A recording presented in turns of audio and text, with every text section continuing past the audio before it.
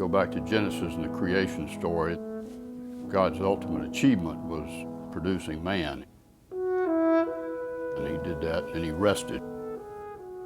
And if you had to figure out what man's ultimate achievement is, I think it's a university. I'm impressed with an old Aristotelian observation that all persons by nature desire to know.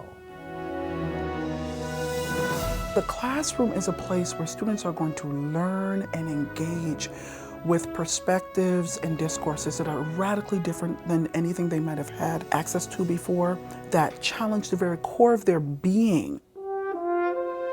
Emory really broadened my mind. It opened my mind to a lot of new ideas. It was a wonderful experience with caring kinds of folks. I continue to be encouraged about what Emory's producing.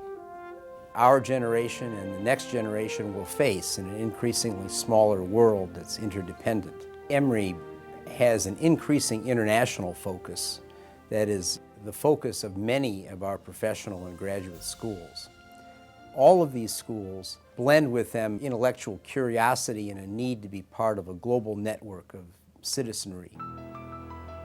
Emory College is still a great liberal arts college, but it has also mastered some of the demands of global education that the 21st century has foisted on us.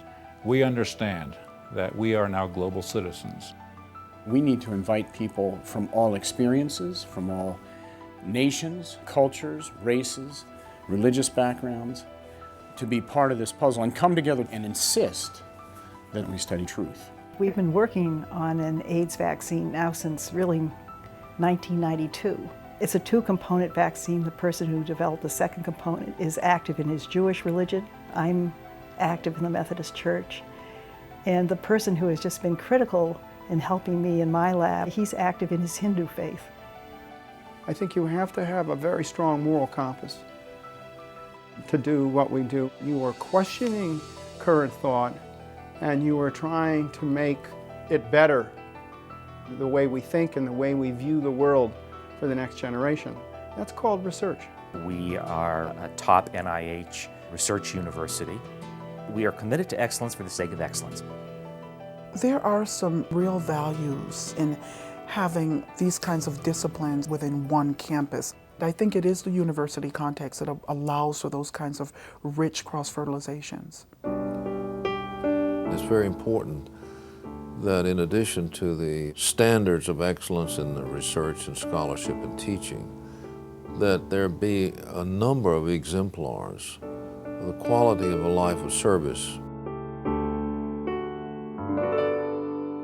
How do we continue to do valuable research and not just lucrative research? It's right on the surface at Emory, the importance of doing good as we pursue excellence. I think Emory, because of its roots, may be in a better position than most research universities to really balance this role of being inquiry-driven and values-guided and ethically engaged. There's a program that's focusing on values-based leadership. And in the business school right now, that's actually becoming part of the curriculum. It's great that we'll be graduating folks who go out into the business community and be guided by values. There's a very strong interest in values, in ethics, in social justice that runs across the university. It's also great to be a theological school right at the very center of a university. We are also working very closely with the theology school on a missionary health and faith-based institution international program for graduate students. So the things that we can do at Emory are things that absolutely can't be done anywhere else. Whether you're talking about the eradication of illness throughout the world, healing people, educating people so that they can respond to the demands of a democratic society, Emory is the ultimate mission field. We just got through saying that we're going to grow and branch out globally, but we'll need to do that by sinking our roots even more deeply right here and using the soil that we have right here. Emory can be deeply appreciative of the role that the United Methodist Church has played in giving it a grounding and giving it a footing, giving it a moral sense, giving it a commitment to educate the heart as well as the mind.